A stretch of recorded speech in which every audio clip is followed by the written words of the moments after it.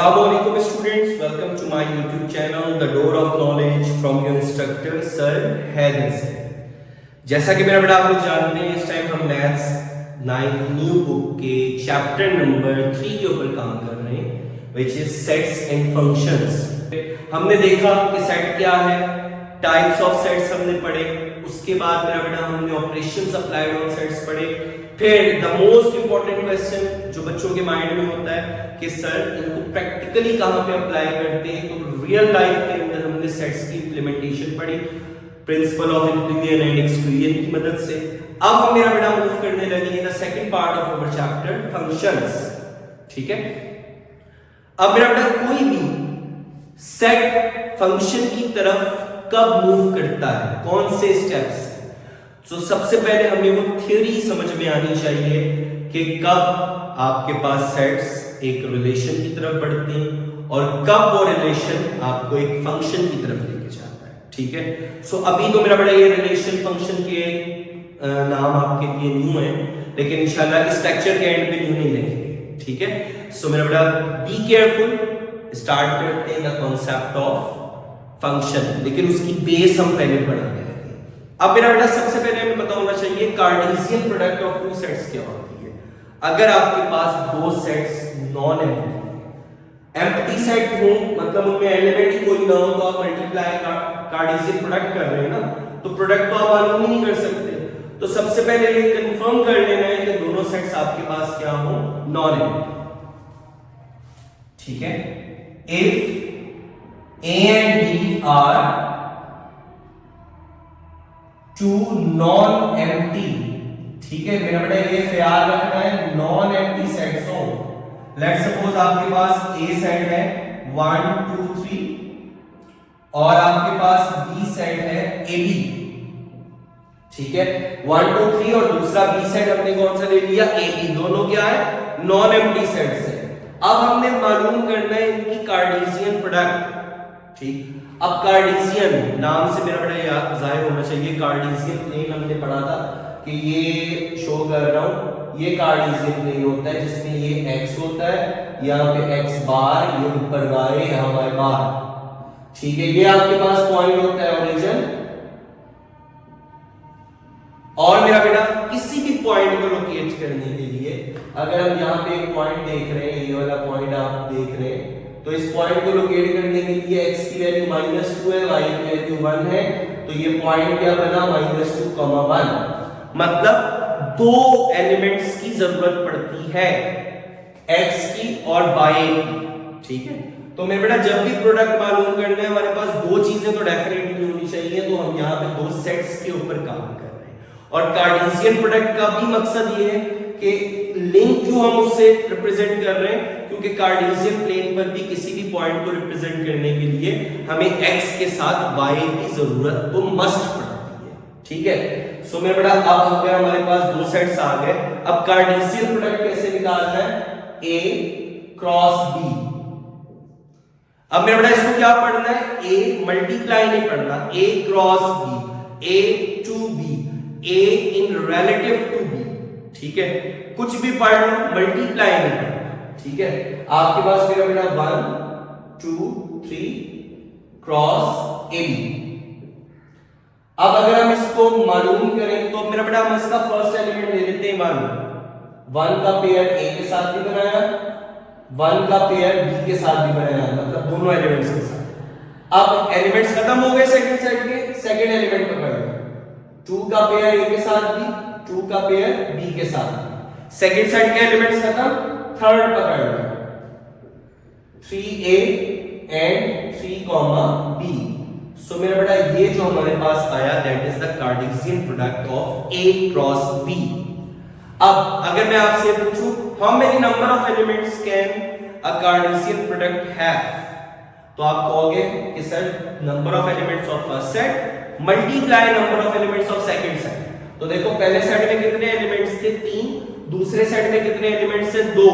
तो Cartesian product के elements देखो कितने आ रहे हैं, 1 2 3 4 5 6, कितने हो गए, 6। The number of elements of first set multiply number of elements of second set. अब मेरा बेटा अगर हम b क्रॉस a मालूम करें तो अब बी सेट पहले लिखेंगे 1 2 3। अब मेरा बेटा अगर इसका हम आंसर देखें तो आपके पास क्या आया A1 A2 A3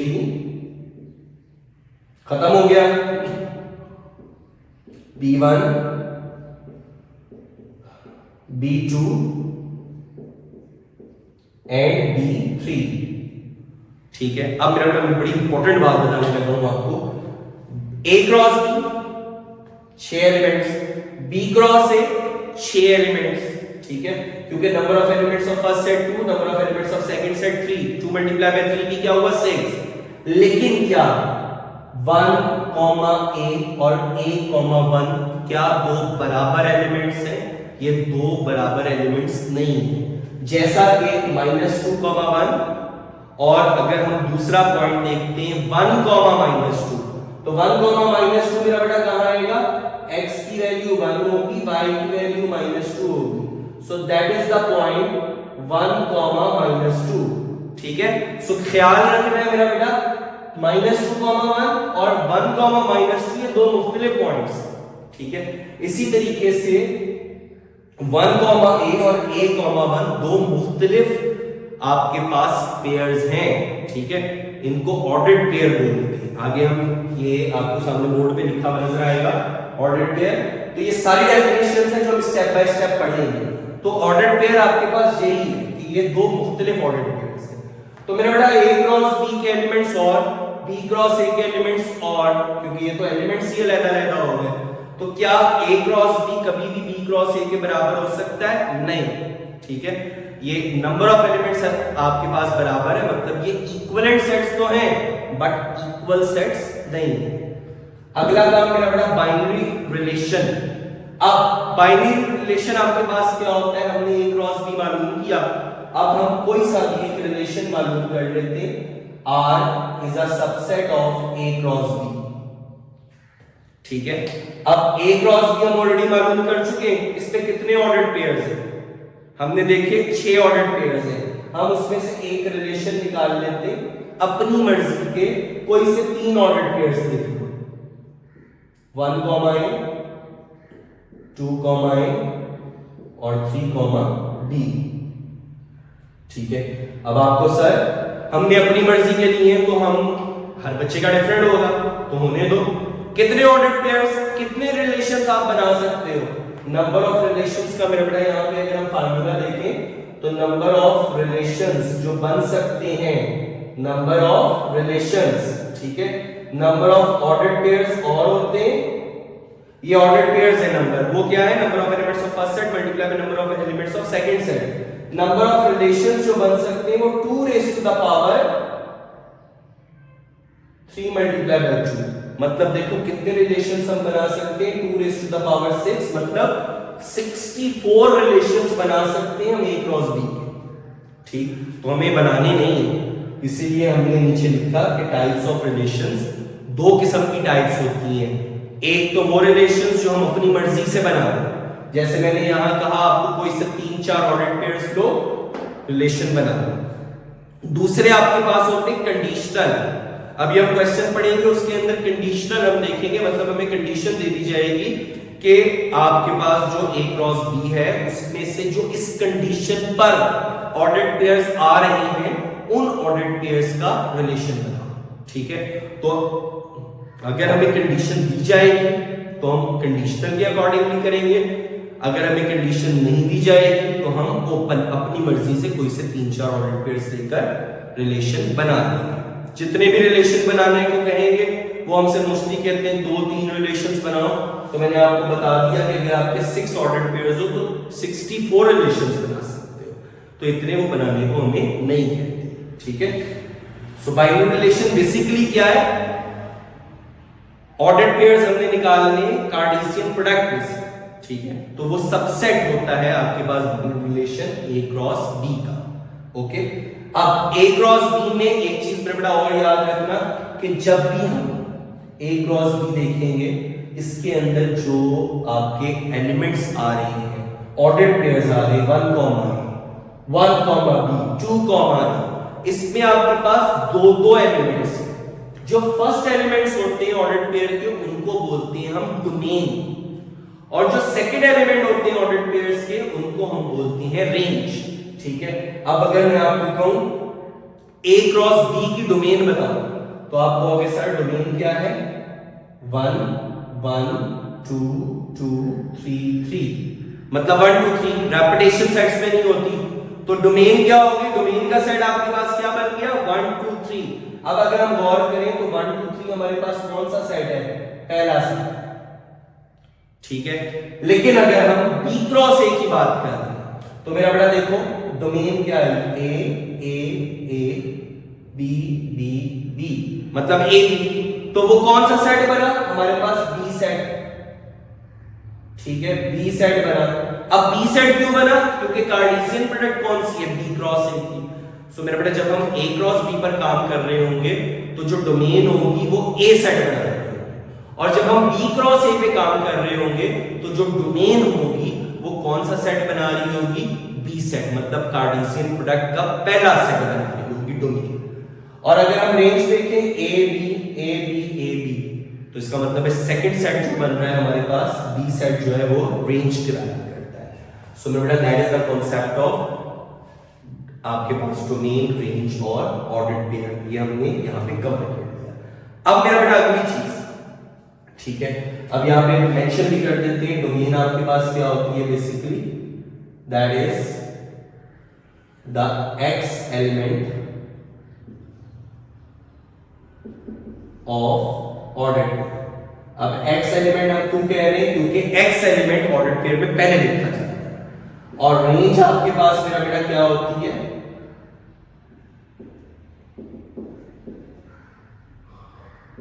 Y element of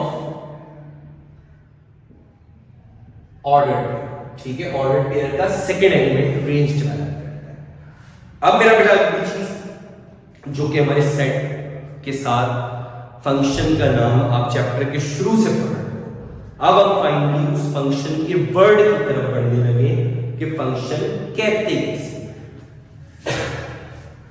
अब सारी चीज जो हमने पीछे बाइनरी रिलेशन पढ़ा वो इसीलिए पढ़ा कि हम फंक्शन को ग्रैब करें। ठीक है, अब मेरा बेटा अगर हम एक फंक्शन देखते हैं कि इसी कार्टेशियन प्रोडक्ट से एक फंक्शन एक्सट्रैक्ट करते हैं, सेट क्या था 1 2 3, और B सेट हमारे पास क्या था A B। अब मैं यहां पे आपके पास कुछ, बल्कि हम यहाँ पे C ले लेते हैं, मतलब एक एलिमेंट और ले रहे हैं हम, ताकि आपको ज्यादा अच्छे तरीके से क्लेरिफाई हो जाए। अब देखो यहाँ पे टोटल कार्टेशियन प्रोडक्ट के एलिमेंट्स कितने बनेंगे, 1A 1B 1C, 2A 2B 2C, 3A 3B 3C, 4A 4B 4C, मतलब 4 मल्टीप्लाई बाय 3 12 ऑर्डर्ड पेयर्स हो गए। ठीक है, आपके पास क्या आ गया 1 A 1 B 1 C, 2 A 2 B 2 C,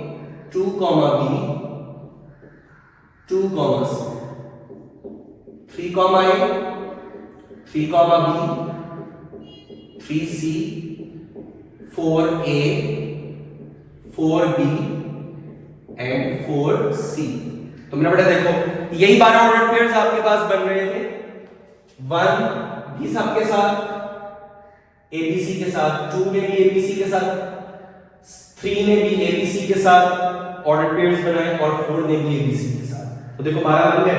अब इन्हीं में से 4 ऑर्डर्ड पेयर्स मैंने R1 के लिए ले लिए, और इन्हीं में से चेक कर लो मेरा बेटा 4 ऑर्डर्ड पेयर्स हमने R2 के लिए ले लिए। अब क्या ये रिलेशंस फंक्शन है? अब मैं यहां पे एक्सप्लेन कर रहा हूं कि ये फंक्शन है या नहीं। R1 डोमेन निकालो 1 2 3 4। तो मेरा बेटा अगर हम डोमेन निकालते हैं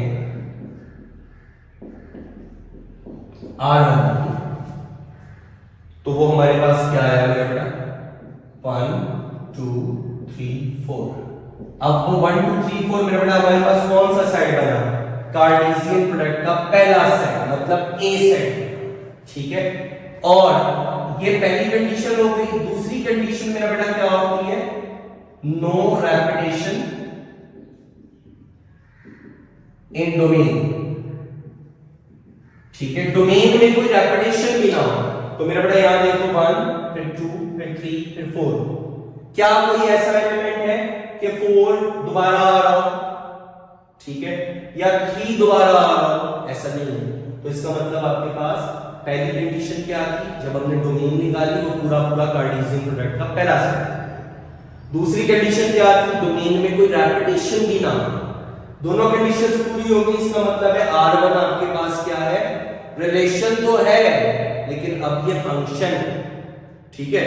मतलब जितने रिलेशन है वो तमाम के तमाम फंक्शन, वो जरूरी नहीं। ये दो कंडीशंस अगर रिलेशन पे लग रही है दोनों फंक्शन, लेकिन अगर हम कहें ये फंक्शन है तो डेफिनेटली वो पहले रिलेशन है बाद में फंक्शन, ठीक है। अब अगर हम R2 को चेक करें कि क्या R2 आपके पास फंक्शन है, ये हमने R1 पे काम किया। अब मेरा बेटा हम R2 पे काम करते हैं, डोमेन निकालते हैं। डोमेन निकालो 1 2 3 4, 1 2 3 और 4, मतलब ये भी ए सेट पूरा। अब मेरा बेटा यहां पे देखो रेपिटेशन है, ठीक है, यहां पे भी no repetition.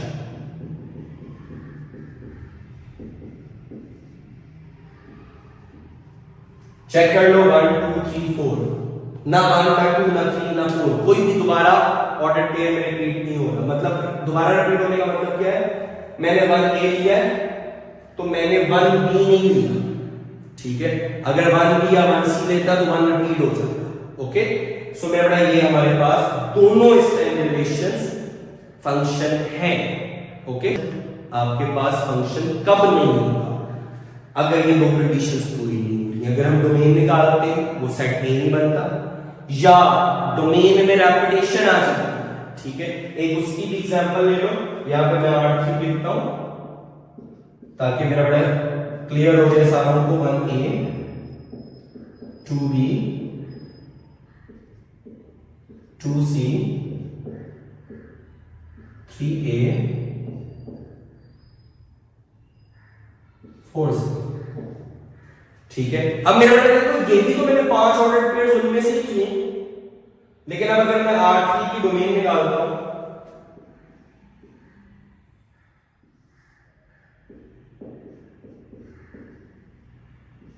Domain of R3 check करो 1 2 2 3 4, मतलब आपके पास 1 2 3 4 ए सेट है आपका, लेकिन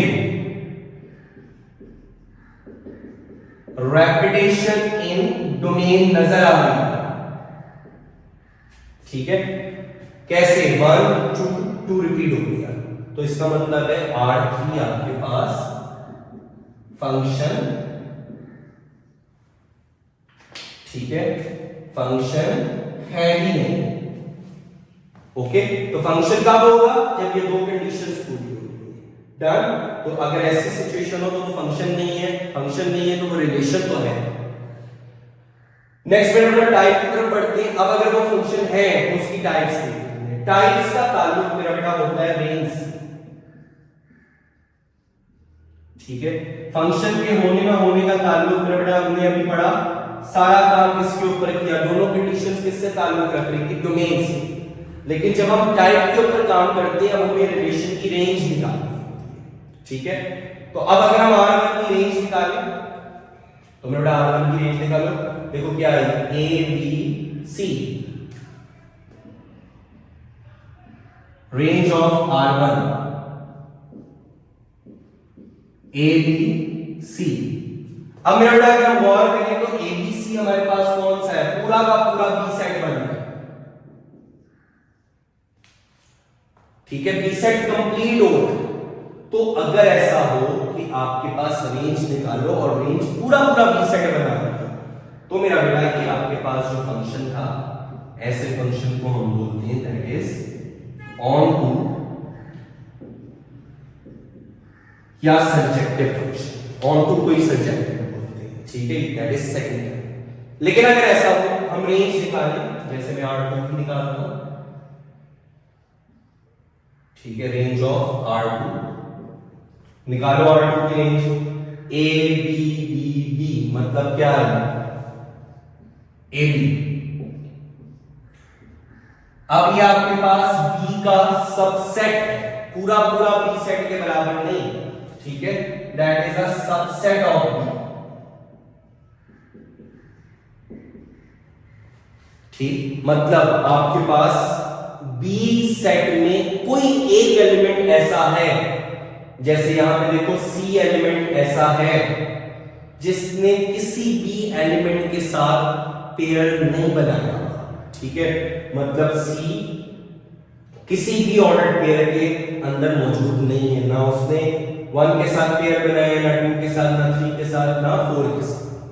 तो B सेट में एक एलिमेंट ऐसा है जो किसी के साथ भी पेयर में नहीं है, जबकि ऑन टू में ABC मतलब B सेट के तीनों एलिमेंट्स ऐसे हैं जो A सेट के साथ इन रिलेशन है, ठीक है। तो अब अगली चीज मेरा बेटा आपके पास होती है 1 1। अब 1 1 के लिए हम एक एग्जांपल और देखते हैं। अब अगर आपके पास ऐसा होता कि A सेट है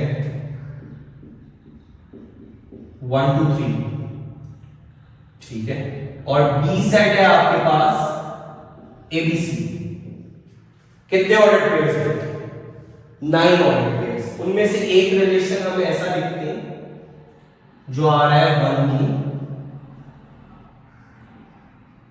2C 3A, मतलब उन 9 में से हमने 3 ऑर्डर पेयर्स निकाले। अब मेरा बेटा इसकी डोमेन निकालो 1 2 3, सेट ही बन रहा है। डोमेन में रेपिटेशन देखो 1 2 3 कोई रेपिटेशन नहीं, इसका मतलब है ये फंक्शन है,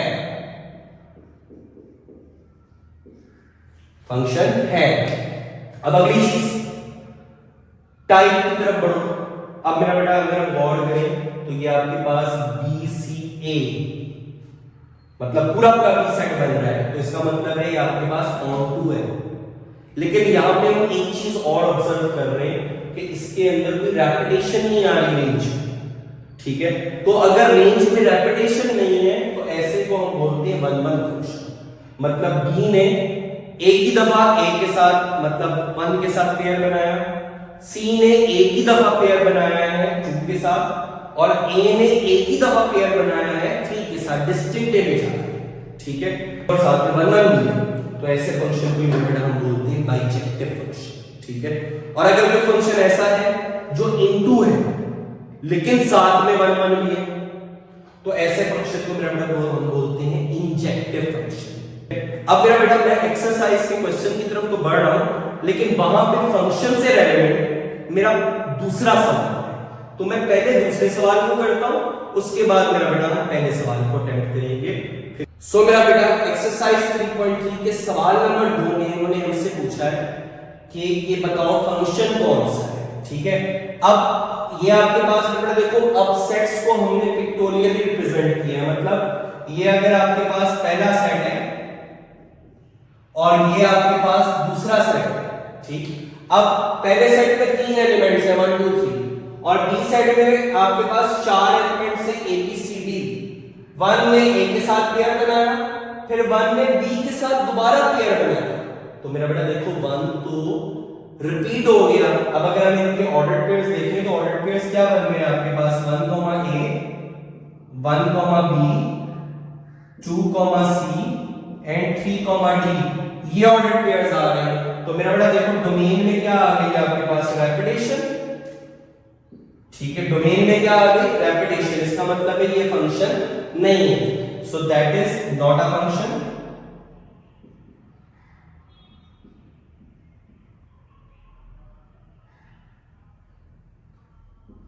that is not a function, ठीक है। तो अगर फंक्शन नहीं है तो क्या है, रिलेशन है, ओके। अब अगर हम सेकंड फिगर की तरफ देखें, ये आपके पास A सेट और ये आपके पास B set. Order pair set करो a,1 b,3 c,5। इसका मतलब है डोमेन में कोई रेपिटेशन नहीं है, ना ही ऐसा है कि ए सेट में कोई एलिमेंट एक्स्ट्रा ऐसा पड़ा हुआ है, मतलब यहां पे डी होता जो किसी के साथ ऑर्डर पेयर ना बनाया होता तब भी हमारी डोमेन पूरा ए सेट ना बनती, ठीक है, क्योंकि ए सेट में तो फिर डी भी था ना, तो मेरा बेटा वो तो आया नहीं, तो इसका मतलब है वो भी फिर सिचुएशन कौन सी होती कि वो भी रिलेशन होता हमारे पास, क्योंकि डोमेन सेट ए के बराबर आई नहीं। लेकिन यहां पे अगर हम चेक करें 3 ऑर्डर पेयर्स आए, डोमेन एबीसी पूरा सेट ए, डोमेन में कोई रेपिटेशन भी नहीं आई, ए ने 1 के साथ, बी ने 3 के साथ, सी ने 5 के साथ पेयर बनाया, ठीक है, तो इसका मतलब है फंक्शन है। अब अगली चीज रेंज देखो 1 3 5 पूरा पूरा बी सेट बन रहा है, इसका मतलब है मेरा बेटा कौन सा फंक्शन हुआ, ऑन टू फंक्शन या सर्जेक्टिव फंक्शन। साथ में देखो क्या रेंज में कोई रेपिटेशन आ रही है, नहीं, इसका मतलब है मेरा बेटा ये हमारे पास कौन सा फंक्शन हुआ, ऑन टू प्लस 1 1, तो मेरा बेटा ऑन टू प्लस 1 1 को हम क्या बोलते हैं, बाइजेक्टिव फंक्शन, ठीक है। थर्ड वाले में देखो आपके पास ये ए सेट ये बी सेट, ऑर्डर्ड पेयर्स क्या बने 1, a 2, b 3, c, डोमेन निकाली 1 2 3 पूरा पूरा A set complete. Is there any repetition in domain, no, इसका मतलब है फंक्शन डन।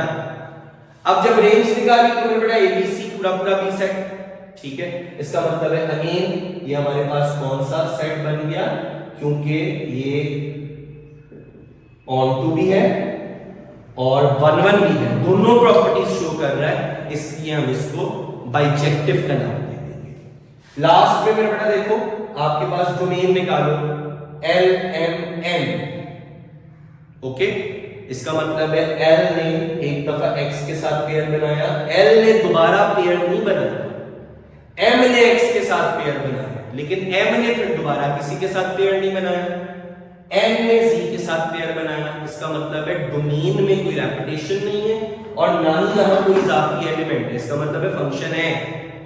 लेकिन जब हम बी सेट के अंदर रेंज निकालेंगे तो रेंज क्या आएगी, एक्स और जी, इसका मतलब है बी सेट में एक एलिमेंट ऐसा मौजूद है वाई जो किसी के साथ पेयर नहीं बनाया, सो मेरा बेटा इसका मतलब जो हमारे पास रेंज आ रही है वो बी का सबसेट आ रही है, तो अगर बी का सबसेट आ रही हो तो मेरा बेटा ये फंक्शन आपके पास कौन सा हो जाता है, इनटू फंक्शन, ठीक है। अब चेक करो क्या ये 1 1 है, नहीं, x ने l के साथ भी पेयर बनाया हुआ है, x ने m के साथ भी पेयर बनाया हुआ है, इसका मतलब ये 1 1 नहीं है। अगर 1 1 होता और इनटू होता तो हम इसको इंजेक्टिव बोलते, ठीक है।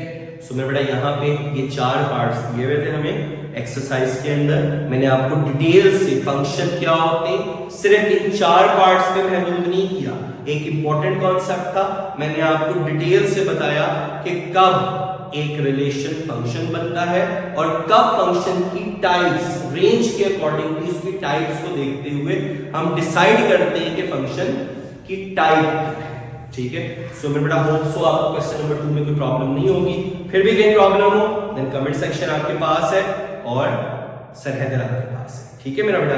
नेक्स्ट आपके पास है क्वेश्चन नंबर 1, इसी कॉन्सेप्ट से रेलेवेंट है, इसीलिए इसी लेक्चर में कवर करते हैं। उसमें उन्होंने हमें ए सेट दिया और कहा फाइंड द रिलेशन इन ए में ही रिलेशन निकालना, मतलब बी सेट नहीं है तो हमने ए क्रॉस ए मालूम करना, तो ए क्रॉस ए ऑर्डर पेयर्स निकालने का तरीका ऑलरेडी हम जानते हैं, 1 को 1 के साथ 1 2 1 3 1 4, एलिमेंट्स खत्म, 2 को पकड़ लो 2 1 2 2 2 3 2 4, उसके बाद 3 को बारी बारी, फिर 4 को 4 1 4 2 4 3 4 4, कुल मिला के कितने ऑर्डर पेयर्स आपके पास आएंगे, 4 मल्टीप्लाई बाय 4 16, 16 के 16 निकले। अब मेरा बेटा देखो पार्ट नंबर 1 में जो रिलेशंस बनाने अब हम अपनी मर्जी के लिए बनाएंगे। आपको याद होगा लेक्चर के स्टार्ट में मैंने आपको बताया था कंडीशनल एंड ओपन, ओपन की कहानी अब खत्म हो गई, अब उन्होंने कंडीशनल का कहा, मतलब जो इस कंडीशन पे ऑर्डर पेयर्स आते हैं। अब वो कंडीशन क्या है, x, y, मतलब वो तमाम ऑर्डर पेयर्स लिखो जिसमें x और y बराबर, ठीक है। तो मेरा बेटा हम इन 16 ऑर्डर पेयर्स में से वो निकाल लेंगे। R1 आपके पास क्या आ गया 1 1, ठीक है, जिसमें x और y बराबर 2 2 3 3 एंड 4 4। ये चार वो ऑर्डर्ड पेयर्स हैं जिनमें x और y बराबर है। क्वेश्चन में उन्होंने फरमाइश की थी इसकी डोमेन और रेंज भी निकालनी। डोमेन ऑफ R1 आपके पास क्या आ गई 1 2 3 4, first element of the order, and range of R1 1 2 3 4। तो मेरा बेटा रेंज भी देखो आपके पास 1 2 3 4 दिया है। सेकंड पार्ट है वो तमाम ऑर्डर्ड पेयर्स देखो जिसमें x और y का सम y प्लस x 5। तो अपने बेटा ऊपर से हमने देखने तो वो कौन कौन से आ गए R2, ये देखो 1 4 5 आ, फिर आगे बढ़ो 2 3, फिर मेरा बेटा आगे बढ़े हम 3 2।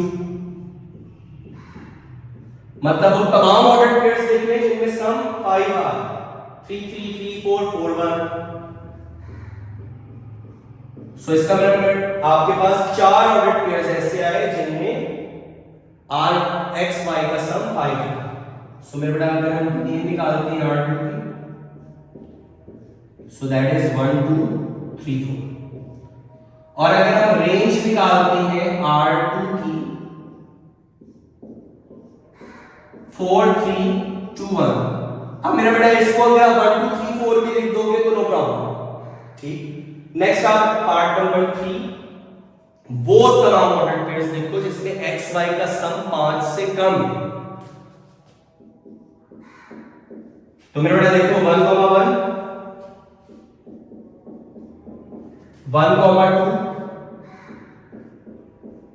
1 2 1 3, ठीक है। ये तीन ऑर्डर्ड पेयर्स होंगे जिनमें x y का सम 5 से कम है। 1 4 5 हो गया 2 1।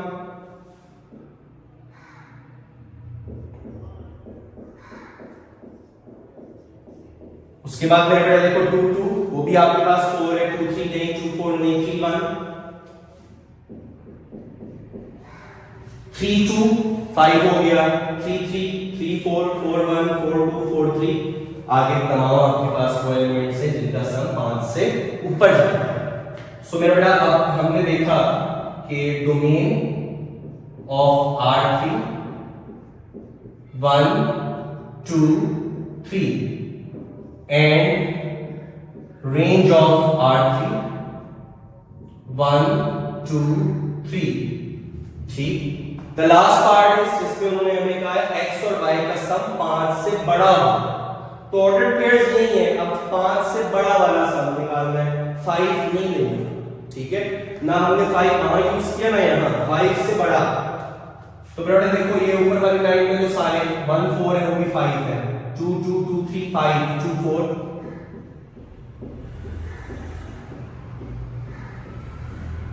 टू 4 के बाद 3 1 4 3 2 5 3 3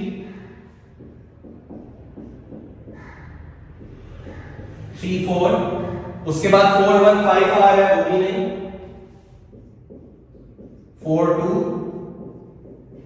4 3 एंड 4 4। अब मेरा बेटा आखिरी का domain of R4 2 3 4 and range of R4 4 3 2, ठीक है, या 2 3 4 लिख दो मेरा बेटा, उससे कोई फर्क नहीं पड़ेगा। ओके, अब मेरा बेटा देखो क्वेश्चन के अंदर ना आपसे उन्होंने ये पूछा था कि डोमेन और रेंज निकालो और रिलेशन A क्रॉस है, लेकिन हमने अब अपनी मर्जी के रिलेशंस नहीं बनाए।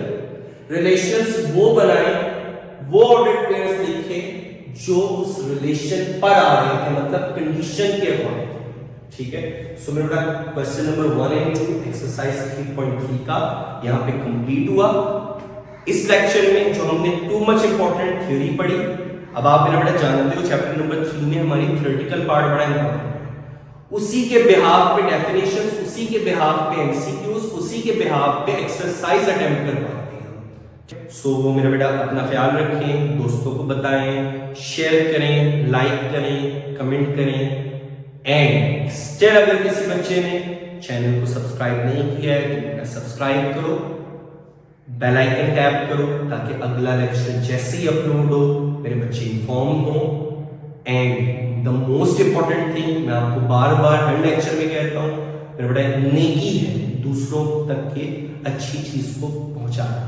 आपके पास गाइड्स हो जाती हैं, सारी चीजें मिल जाती हैं, but the concept you can grab from your teacher वो आप दोबारा अटेंड नहीं कर सकते। सो मेरा बेटा यहाँ पे आपको डिटेल से हर चीज समझाई जा रही है, तो अपने दोस्तों को भी जरूर बताइएगा, ठीक है।